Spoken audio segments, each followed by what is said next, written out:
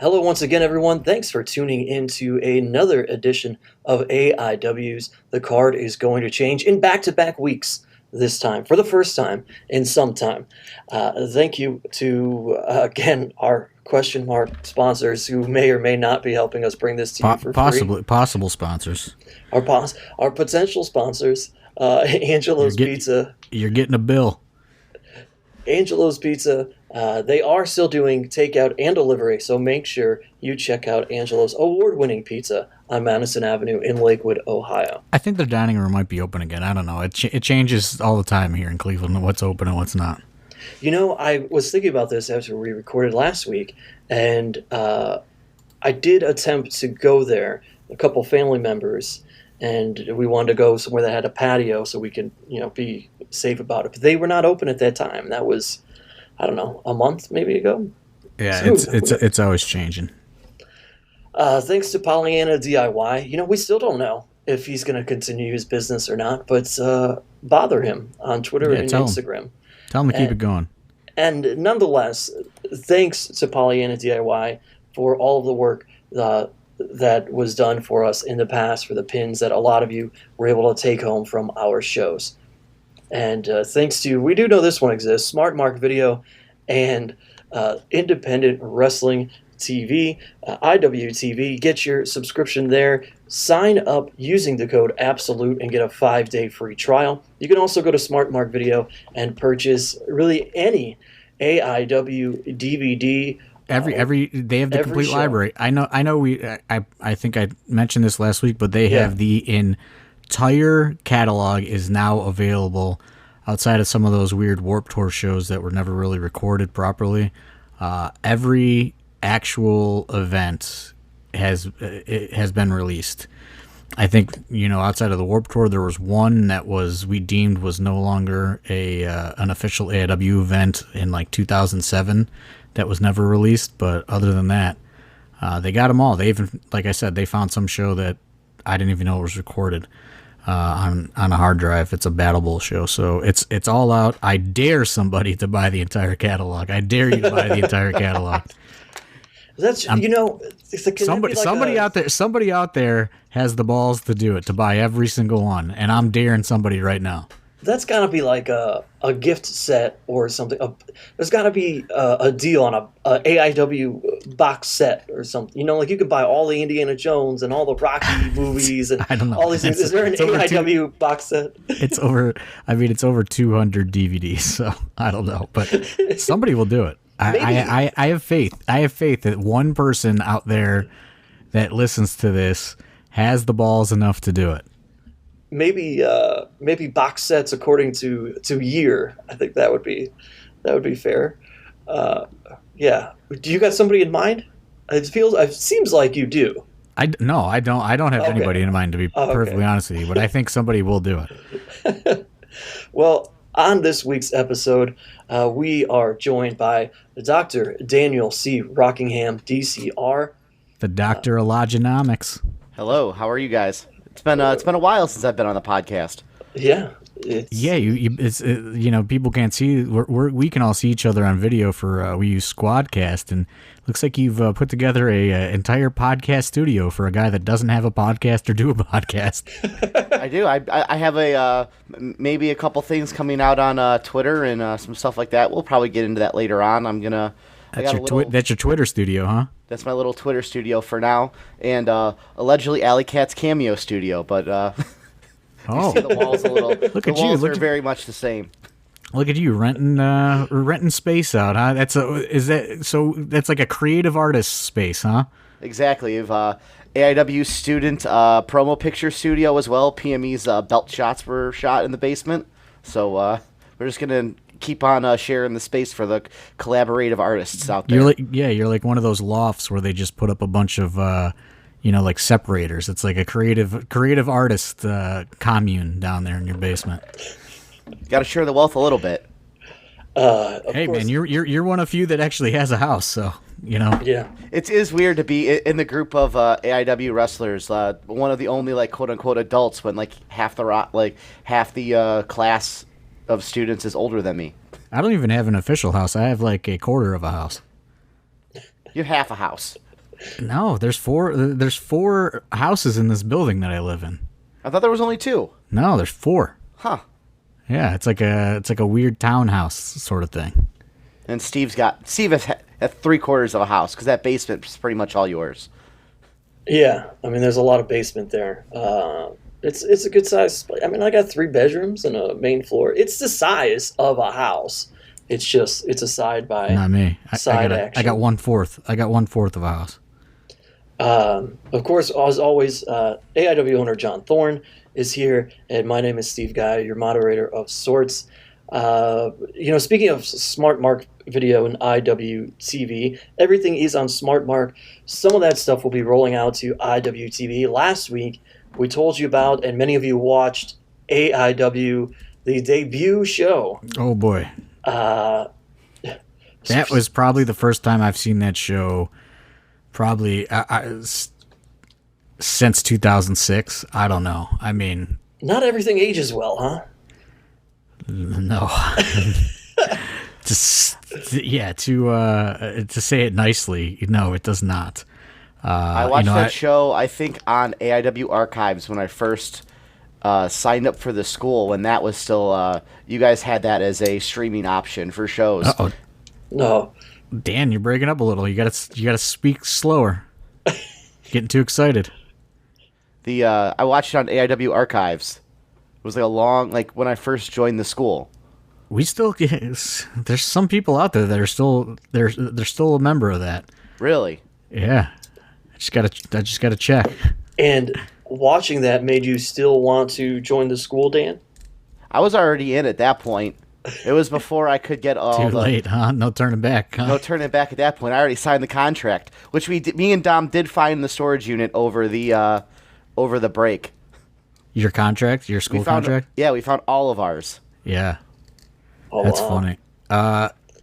So, I live tweeted it, and then, I mean, there's some good. Like I said, there's some good. There's some bad and some real cringe-worthy things, and some things, that you got to remember. It was 2005. So, it was just a different society. Was completely different then. But yeah, it was an eye-opening experience, to say the least, for me. And it's like, I wish Biggins was around, because, this is even predates Biggins' involvement in AIW, but he's at the show heckling it and front row. And it's just, it's so funny to kind of think back to all that, because, there were multiple people that were quote unquote AIW owners that were involved over the course of the show. And I go out there and I lose in less than 5 minutes. And then we got another guy that he wrestles I think 6 people. He has 6 matches in a row. He beats 6 people because, he's the owner, you know what I mean? So he's got to finally push himself so hard that he can beat 6 people on one show. And it's not a battle royal. It's okay, here comes one guy. Okay, here comes another guy. Here comes another guy. Here comes 2 guys at once. And then here comes a final guy. Then there's another quote unquote owner who is a white guy, and he comes out and his gimmick that he wanted to do was impersonating a black guy. And yeah, it's just oof. Whoa, brother. You know what I mean? This is for clarification, if you only listen to the show and you did not watch it, he did not use blackface. No. But he was I guess he wanted to portray a Malcolm X-esque.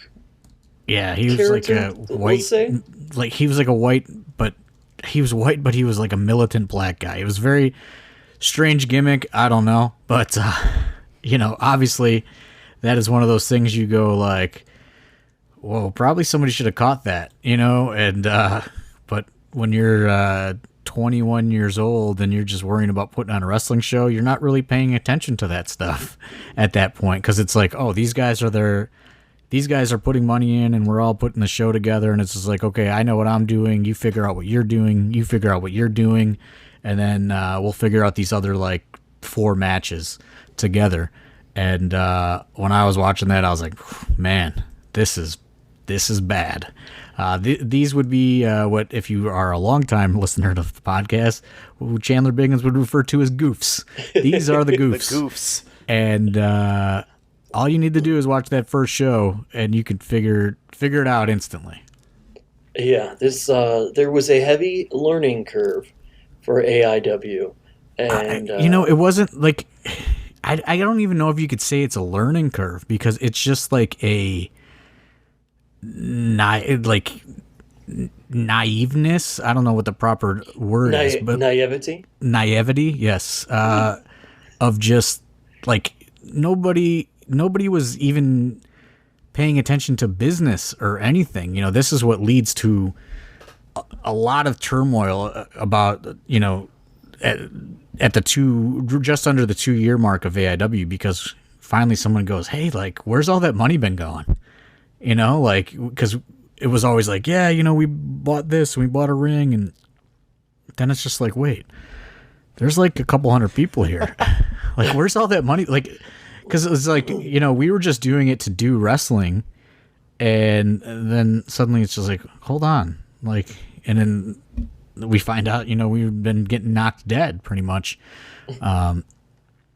So, some things had to change, and, that was for the better. But man, watching that first show it's like, it's embarrassing, but at the same time, it's, it wasn't me out there doing it. You know what I mean? It's like, it's embarrassing that, like, this is like, hey, like, we're going to launch this awesome, cool, like, new wrestling platform in Cleveland, and, like, this is what you guys wanted to do, like that. It's just, I don't know.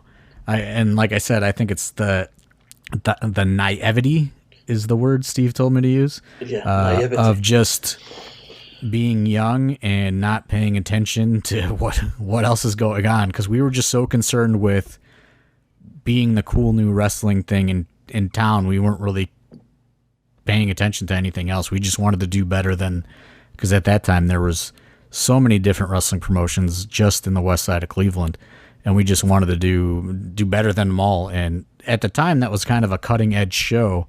It doesn't look like it, but there was no DVD releases or hardly any video releases around here before then. But 2005 terms, that was like a groundbreaking type thing.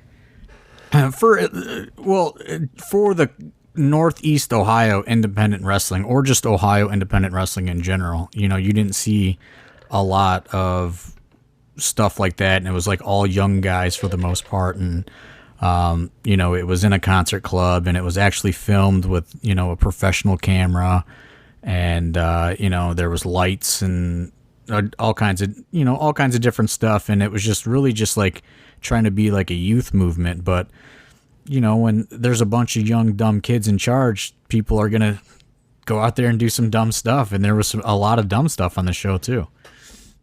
Is that, you said that you look back and you're a little embarrassed. Is there, this is kind of the risk of being so transparent and saying to Smart Mark and IWTV, yeah, go ahead and sell these and put it on the stream. Because especially in today's world, we know how people run with stuff. But is there a part of you that just thinks, all right, we've always been transparent with this podcast, we might as well be transparent with what people are watching? And some of these people were at the show. I mean, yeah, it's like you can't, no matter what, we cannot go back and rewrite history. This stuff happened. It's, it's out there, whether, we try to, prevent it or whatever. There's a copy of it out there somewhere, so yeah. I mean, I think, really it just shows how much we have evolved as a wrestling promotion, as humans, just, because I know that there was and there's a lot of just like really bad language on the show, to put it lightly. Right. And, you know, that it looks bad in 2020, but you know, in 2005, people did not bat an eye at stuff like that. And I think that it shows how much that we have evolved as a company, that to where we've made those changes, and, you know, we've accepted that, you know, it was the wrong thing to put out there or do. But in 2005, you know, like I said, and I'm not making any excuses, but society was just completely different, you know. And in 2020, you know, you watch that and it's shocking to see. Yeah. But in 2005, it was just, you know, it was nothing. You know, people didn't think twice about talking like that, or, you know, even the guy that went out there and, you know, was trying to portray that he was African American. Like, no one was like, man, that's fucked up. You know, everyone's just like, oh, okay. You know, like, so, you know, is it embarrassing to put out there? Absolutely. But, you know, glass half full, it does show that we have really changed and really cleaned up how we present AIW, and just, you know, how we've realized, like, hey, that obviously was wrong. And, you know, and not to kind of pass the buck, but there were a lot of cooks in the kitchen in early AIW days. You know, it doesn't even break down to just me and Biggins until like 5 years in, probably, you know? Yeah. So like, there's multiple there's a lot of turnover because there was a lot of just, I don't know, conflicting views, or, you know, it took a long time. And, you know, I think that allowing this stuff to be released, a lot of it for the first time, to a wide audience, it just shows that, you know, we've grown as a company. And you can look back on some of these really early shows, and there are little glimmers of hope in there, you know, spruced in there every now and then. But, you know, there's a lot of bad and cringeworthy stuff spruced in there too, and it's just kind of like a product of the time. And, you know, we were really trying to push this, like I said, this young, cool, like hip thing in a concert club that was completely different than the other wrestling. You know, I know Caden tweeted like, oof, this is rough to watch, but it's like, you know, we all love Cleveland All Pro and we all love JT, but, you know, him and a lot of these other companies, for every CM Punk and Chris Hero that came through, there were a lot of older, local, kind of out of shape type of guys that filled out all of these cards. And, you know, our plan was to go young and go youthful. And while some guys weren't even completely properly trained, there were a lot of just, it was a lot riskier, I guess, for the area, and a lot more flashy wrestling than a lot of people could compare it to around here. So, you know, we were just kind of going that route. You know, obviously, though, when you put a bunch of young kids in charge of presenting something in which nobody put us in charge, it was all us, you know, like we didn't have any checks and balances, you know. I don't know if the audio picked up, but if you heard what sounded like a drink pouring or mixing during that time frame, Dr. Dan just poured about half of a Tito's handle of vodka into one drink. No, that's a lie. That's way less than a half. I was gonna say he made a home pour. First of all, he made that, a lot. He made that pour, and then his camera cut out, so I didn't know if his computer got drunk. Oh, we're good. I just got done doing yard work. I'm having an afternoon cap. But okay. Yeah, like I was saying, you know, it's just. But Thorne, the biggest question is, how many pleather pants were on the show? Hey man, hey, as Tracy Smothers would respond, that 2005 is like when the pleather pants were like, this is like the brand new, like cool hip look, you know, like. This is all brand new. I specifically have a wrestle on a pair of pleather pants. Josh Prohibition has a pair of pleather pants. one of the nameless men who wrestles 6 competitors, wrestles in pleather pants. There's a lot of pleather on the show. I feel like, did one of the Vinos have pleather pants? No, they just wrestled in regular clothes. Oh, that's right. I was really Michael Jordan jersey. I was really hoping for pleather pants John Thorne against Swoggle at Absolution this past year. I got him somewhere, I'm sure. I'm sure. Ronald Two Legs says he's going to make me an offer to buy him, but I don't know if I'll part with him. That would cost you, pal. I think what we need now is pleather pants John Thorne versus very early indie Swoggle. What was that name? That's, Short Stack. Short Stack. Short Stack.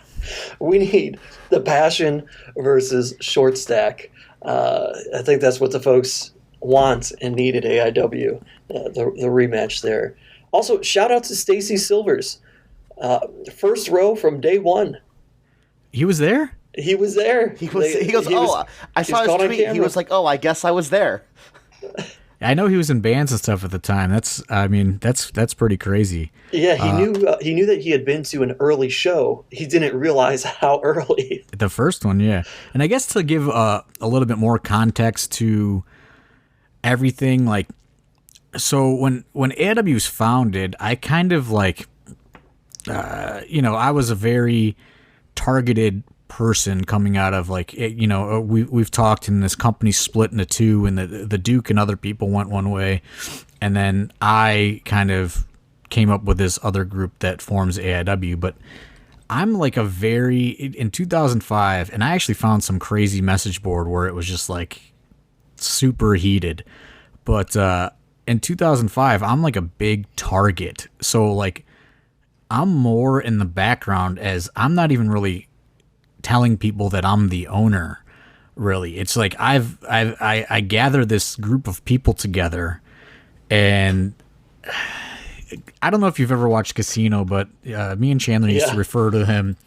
Me and Chandler used to refer to them as the squeaky clean front man, because there was a front man that was kind of put out there to take the fall for the mob, and this is kind of how I developed how the AIW structure was at the time. So I'm kind of just like a background guy. So I'm not really putting a lot of ideas forward for the first show publicly or whatever, because, all these guys were like gunning for me. Like, I even tweeted EC3 was like offered money to hurt me for real, like by the other promotion. So there was just it was a really, really crazy time, and it even led to like dissension with like the team that I had put in place, because they were somewhat connected to the other group still, and they thought like, well, I was bringing all this kind of heat towards this new company, even though it was what I had put together. So it was like a very kind of complex, weird situation at the time, as far as who was in charge and all this other stuff.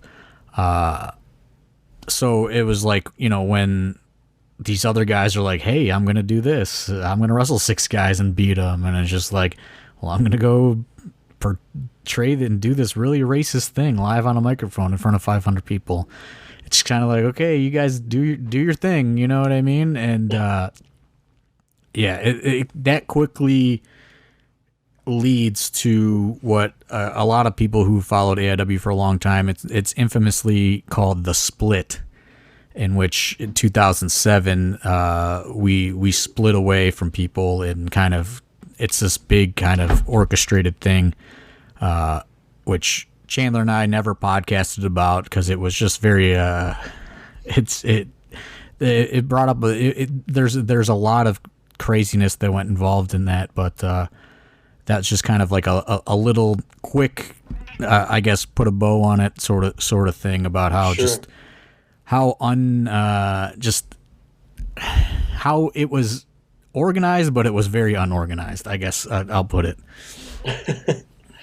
Well, from AIW's past to AIW's future, as you all know now, we will be having a show September 6th, Sunday, September 6th, in Indianapolis, Indiana. At high noon. at high noon. I assure you, we're open. And some people have asked, one of the talking points has been that we haven't been able to have a training school where a lot of our local guys work. And, some people have wondered, they know that we're not running shows in Ohio because of the Ohio Athletic Commission. We can tell you that we are allowed to have training by as of last week. They officially, yeah. So last week the Ohio Athletic Commission met, and a lot of it was going over the orders for contact sports, and it was a big, there's a lot of, just like everything else, it's very political. It's just like a lot of political red tape, like, well, we can't enforce this, they got to enforce this, like, we can't make a decision on this, we got to wait for them to make a decision on this. It's a lot of kind of like, I don't know, like nobody's really moving anything forward. But what was stipulated was the order did give us permission to train all contact sports, including wrestling, which is named in the governor's order, is permitted to go back to full contact training sessions as of the 11th. So we did get some protocols in place and change some things up, and got the school open. And I guess Dan can kind of talk on that a little bit more, because I haven't even gone, because I'm trying to, we're trying to keep the social distancing stuff in order. And if I don't need to be there just standing around watching. Right. So I have not gone. Myself and Dan and Dom came up with a lot of protocols and things to do. And, Dan and Dom have really been carrying those out. And I guess, Dan, you can kind of speak to that. Yeah, we and Dom, we worked in conjunction with TJ at Old School Iron to really try to, first during the pandemic when everything was shut down, he was kind enough to let us, go in and rebuild the training ring, because if you remember all the way back to when KTB hit the ropes and put the nail in the coffin for the training ring. Dan, you're breaking up, brother. You're freezing. You're freezing. Oh, no. You got to talk slower, I think. We heard very little of it. Go again. Go a little slower. So, all right. Can you hear me now? Yeah. All right, good. The TJ at Old School Iron was very helpful of letting us come in and fix the training ring, so we no longer had to use the ring for the shows that we use to train anymore. So now that we're ready to go, we've got all everything all back to normal, and we've used. I just want to cut you off, and I just want the people to know, as to everyone's like, well, why is AIW hurting for money so much? Well, pre-pandemic, Dr. Dan convinced me to make a gigantic purchase to fix the training ring, which was thousands and thousands of dollars, to get brand new ring posts for the small ring, because they broke at the Bad Boy for Life show, and the shipping and all that other stuff. So much like buying the new championship belts, I go, well, we got this big Columbus show coming up. We got WrestleMania weekend coming up. We should have a decent amount of cash coming in. So Dr. Dan convinces me to make this giant purchase, and then we're shut down for 6 months, and we just have a pallet of ring posts sitting around for the last 5 months. Well, and they called me, the shipping company did, asking to drop them off at the gym. You're breaking up again, Dan. You got to go. Oh, Jesus. You were texting. I saw that. It's messing up your connection. I'm not even on Wi-Fi. There we go. We the day all the gyms shut down was the day that the ring posts were attempted to get delivered to the gym. So they ended up sitting at my work for. Where were they sitting, Dan? Because you're breaking up again. They were sitting at my work for a couple weeks until we could figure out what we were going to do with them. We ended up putting them inside the storage unit for a while until they ended up going over to the school. And then me and Dom fixed the ring. Yeah, luckily, even though Old School Iron was even closed down for a large amount of time, they did let us get in there and do our maintenance. And, we're grateful for that, because who knows when we would have been able to do that. And some of these detailed protocols that are being put in place that people may ask about, and they're just curious. I think you guys have done a great job about, is that there's basically going to be a schedule, right? Yeah, so there's basically a sign-up sheet where we limit the number of trainees that are allowed to be at each training session. And so break it down. Right. So instead of just going like, hey, we're training Tuesday and Thursday, like, you must sign up for a session. There's 2 sessions every Tuesday, 2 sessions every Thursday, and 2 sessions on a Friday. And, instead of just saying like, hey, we'll be here, show up if you want to show up. Now you must register in advance so we can keep proper social distancing at the school in place. That no more than 8 people can train at a time, correct? And 2 coaches? Yeah, it's set up for 3 coaches if anyone wanted to pop in. That's not me and Dom. And then there's 8 people that are allowed to sign up at a time on the registration website. Right. And then, everyone must complete a questionnaire. Their temperatures get checked, and the ring is sanitized with Clear Gear disinfectant, which is one of the government-approved disinfectants for COVID-19. I forget what the exact terminology is, but I know it is on their list of approved cleaning supplies. So we bought a bunch of that, and I think it's been, it's the best that we can do if we're going to get back to training. And obviously we've encouraged COVID-19 negative testing. Much like everyone else that has to go to work during all this, everyone has to, answer some questions and do a temperature check before they even enter the building to come to training. What else are we doing, Dan? I know there's not many, there's no cross training. I don't think anyone else is doing anything else at other gyms other than us at our training session that's going to happen. I know Dom has not done any jiu-jitsu stuff because of what's going on right now. He has not been cross-trained at all, so we're going to try to keep the cross-contamination down as much as possible. Yeah, and I mean, it's the best we can do. These guys and girls have been out of wrestling rings for, some of them upwards of 6 months at this point. So, we're slowly rolling out the training again as of, last week with the new order from the Athletic Commission. I know some people had asked about that. So, we got clearance, and, we're even doing more than we were told to really do based on the order. The order is very vague as far as training is concerned, but we took it upon ourselves, and we invested in a lot of things to try to make the environment as safe as possible. Yeah, we've gotten like shelving for all of our stuff, because Old School Iron has stuff for their jiu-jitsu stuff, but nothing for us. So we went ahead and got shelving. We got as much disinfectant in our own rags and towels, just so that we're our own moving operation. We don't have to worry. We don't have to. And not only this is going to get us everyone prepared else. for Indianapolis. Because, there's going to be a lot of COVID-19 protocols we're going to have in place for the event as well. So it's good practice for us to, get in the swing of this. And, like I said, listen, last week, I know that there's people that don't think that this is necessary and don't want us to do it and all this other stuff. We are trying to figure out how to move forward and coexist with COVID-19 the best that we can.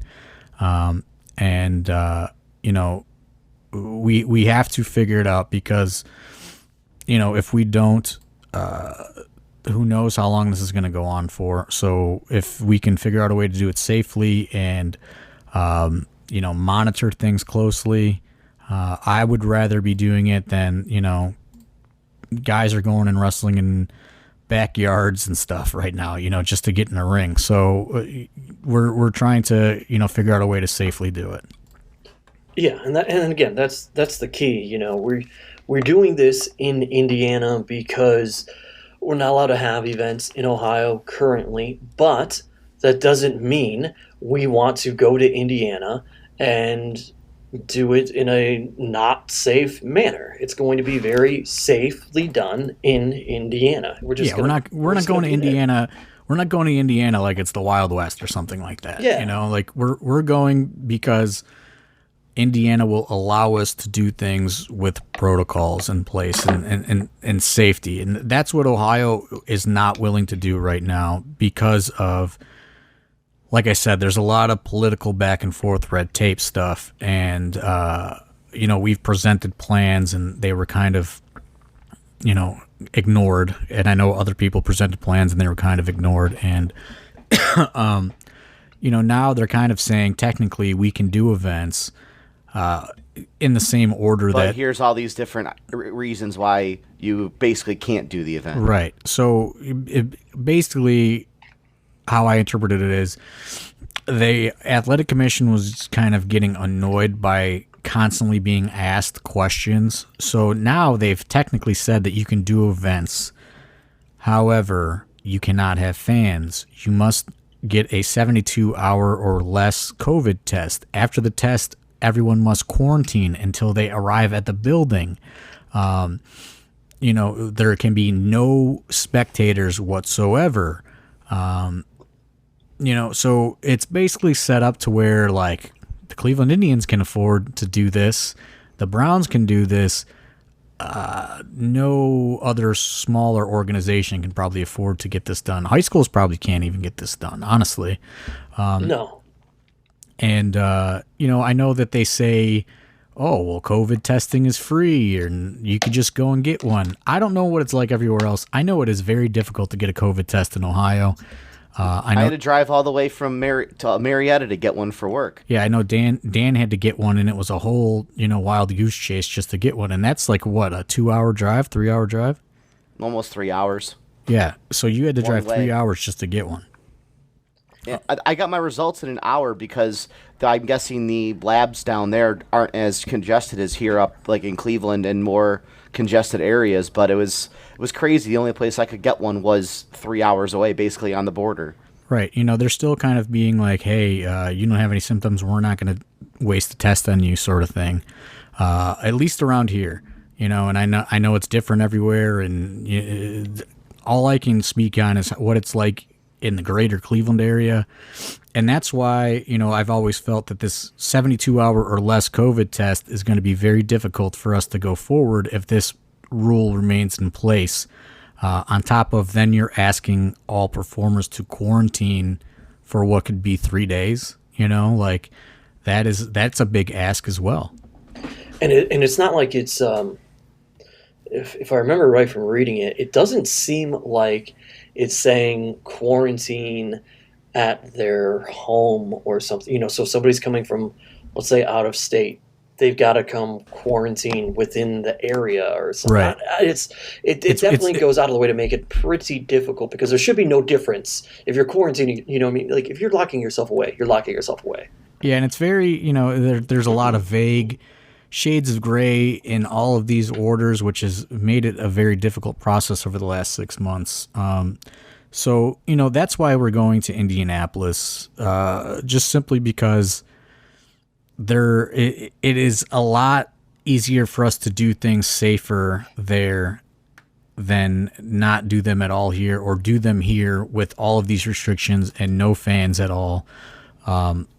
It's so, and honestly, this is like, I'm looking at this as probably like AIW one night stand. Like, who knows when or if we can even do a show again after this. You know what Right. I mean? So it's like the opportunity, like I said last week, kind of popped up very quickly. And after weighing the pros and cons, I decided if anybody can do it safely, it's us. So we might as well give it a shot now before it is, it's too cold and we can't, we can't do anything outdoors and open air and things like that. And oh, by the way, as we talked about the 72-hour testing and everything before, somebody runs with that. We're not saying that we're against testing or 72-hour testing. Obviously, that's the best. What we are saying, as John was pointing out, is that we can't rely on places within Ohio where we are to get those things back to us within 72 hours. That's the problem. Right. If it was like anybody can just go get their test, boom, here it is. But, some places are, like Dan got his in an hour. Some places are still taking 6 to 10 days, And that's not even a guarantee on that. And you can pay a premium price to get that expedited testing. But, there's just so many, like, if you looked like how to get free COVID-19 test, there's a lot of just like, I don't want to say the waters are muddied or what, but there's a lot of like, it's very hard to figure out, and to be honest, like, not a lot of wrestlers are probably on the up and up with their insurance and things like that. So it is a lot more difficult for some people to do this. And then for us that do have health insurance, it's also difficult because your doctor will say like, oh, well, just stay home. Like right when this first started, I wanted to get tested. And my doctor just called me on the phone and said, don't come into the office, just stay home for 5 days. And they wouldn't even entertain the idea of getting a test. So, I don't know. It's all kind of a shade of gray, and it's just really difficult to get done in Ohio based on how kind of inconsistent everything is as far as getting the test done. Yeah. Well, so as we kind of wind things down a little bit, let's talk as we look forward to September 6th. The good news for you, Dr. Dan, you don't have to organize people breaking down a ring, going to the unit to grab all the logistics are a lot less this time. The Dr. Loginomics, as I like to call him. The logistics doctor, Pedro and I's worst nightmare, because he always hits us with a bunch of receipts the day of the show that we're not anticipating. There'll probably be less of me before intermission to like, all right, hit me with the damage now before I get the meet and greet money back. Yeah. Just imagine getting to Indiana and realizing one of your students forgot a turnbuckle for one of the corners. I don't want to. You don't have to at all. You don't. I know, it's great. But so we don't have to worry about the ring because everything is kind of, it's an all-in-one package for us to do the show. It was already kind of set up. So we don't have to bring our ring or any of that stuff. But there is going to be quite a lot of logistics that Dan and I have already started on, because we got to figure out the social distancing. We want to temperature check every fan coming in. We want to temperature check every performer. We want to make sure that there is social distancing and staggered entry, and we want to clean the ring in between every single match and wipe the ropes down, and so there's a lot of stuff that needs to be figured out. Yes, and speaking of that social distancing and seating, there are still some tickets available. Second row packages? I think we have a few. That's all that's left. Yeah, that's all that's left. It, right? Yeah. The groups of 2 only. There's a couple of those left. Everything else is sold out. So, to find someone, I don't know. Obviously, you want to find somebody that you're okay being next to and being with. That's all I can tell you. Groups of 2. Find your person, bring them to Indy for a nice long weekend, and it'll be a nice fine weekend for of wrestling and a nice city of Indianapolis, and be a good time. Yeah, groups of 2. That's all that's left. I mean, I don't know. You can go have a nice steak at Harry and Izzy's or St. Elmo's downtown. Now, not me. I'm going to a cheap dive bar on Saturday night. If you really wanted to come to the show and you don't have another person that you're comfortable going with, I guess at this point, John, they'd have to spring for 2 tickets. Yeah. Unfortunately. And there's a possibility that maybe some single GAs will be released, but I wouldn't count on that, to be perfectly honest. We went under the cap just because we want to see, how many people are coming with us and things like that. There is going to be a fight pay-per-view. We kind of ironed out the details over the weekend. We're waiting on a price point, but it's going to be on Fight. I know that, at least that much. Well, there's good news for those of you who were asking, because you either can't get to Indianapolis or are not ready yet, which is totally fine. As far as the matches go, some people have asked about that. They're not out yet, folks. There's still some configuring to do as far as that goes. And that goes to the logistics. It's not an obligation for anybody to do this booking. So I'm coming up with an idea, and then I'm going to approach some people. Some people already can't do it based on their living situation or things in their family. They asked if they can sit it out, and that's totally fine. So we're just waiting on things to get totally ironed out before we start releasing the matches, which will hopefully start rolling out sometime this week. Whiskers in the background trying to get that booking. Yeah. Is Whiskers making the trip to Indianapolis? No. Yeah, so that's for people who have been asking about the card, and I guess in its history of this podcast, the name has never been more appropriate, because as John just alluded to there, basically it's here's a card, who in these matches can be there for a variety of reasons, and now it's okay, this person can, and it's going to continuously change. And by the way, of course, this all goes back to we're keeping track and asking people to keep track of their health. So right. In today's environment, this could change week of. I mean, as it usually does, but you never know. So, as the podcast says, the card is subject to change. The card is going to change. The card is going to change. I can confirm, because I purchased their flights, in which I wasn't going to buy any flights. I did buy flights this week for Bill Alfonso, Tom Lawler, Eric Stevens, and Hornswoggle. There you go. So they will all potentially, hopefully, be there. No word about short stack, but Swoggle will be there. I mean, that's really it. So if you want to make it to Indianapolis for the show, there's only one way to do it, and that's to buy the packs of 2 in terms of tickets for second row seating. That's all we've got available. And other than that, and I think there's only like 5 of those available, honestly. Okay. You will be able to watch on Fight TV, and there will be more of that information coming down the pipeline as we continue to get closer to the event. Gentlemen, anything we need to throw out there before we say goodbye? No, I don't think so. Were there any questions in the Discord or anything that we didn't cover? We covered them through our talking. Some folks wanted to know about the Athletic Commission, kind of the logistics, question about Fight TV I think was in there.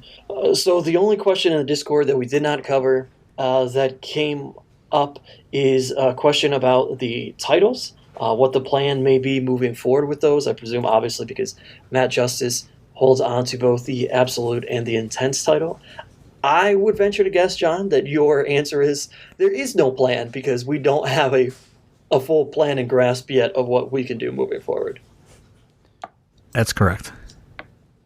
Thor says when there's light at the end of the tunnel, we'll figure it out. Yeah, there's no light. This is just one show. There's no full-time plan yet. Yeah. Other than that, things in the Discord. People asking about the Athletic Commission and where we are with the school because of that. So all things that we went over, and how how the whole show came about, which we covered last week. So if that is your question, go back and listen to last week's episode, and we kind of cover that in length there.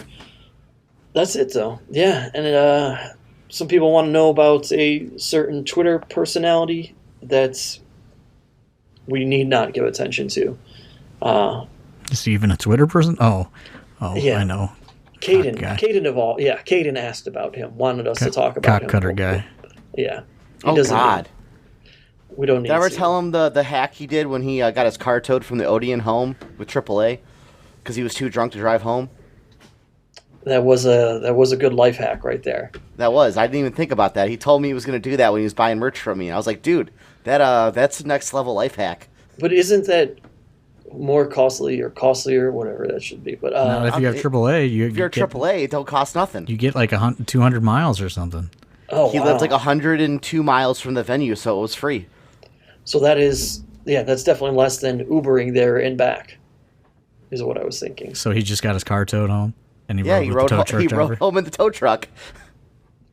I mean, good for him, I guess, and good for everybody else because he does not need to be driving home from shows. That's for sure. Yeah, that's about it. Final thoughts? You guys are good? I got nothing. If anyone wants to call in, I am starting to do oh Christ, here we go. Life advice on my new Twitter channel. If you go on my pin tweet, I have a basic idea. I have a new website, drdandcr.com, and if you want some advice, you can call into my self-help line, 754-CALL-DCR, and I can answer anything you want. Well, when I said final thoughts, I meant about the things that we discussed. But I thought it was just cheap plug time. Good for you getting a cheap plug out there. Get a plug in there. Get it where you can, I guess, Dan. Yeah. Well, you have maybe I won't edit it out. Yeah. I hope not. In case he doesn't, your pinned tweet, if they don't follow you on Twitter, you're at Dr. Dan DCR, right? Yep, and drdandcr.com. Okay, beautiful. Well, for Dr. Dan and for AIW owner John Thorne, my name is Steve Guy. Thanks so much for listening, and we'll talk to you next week right here on The Card is Going to Change.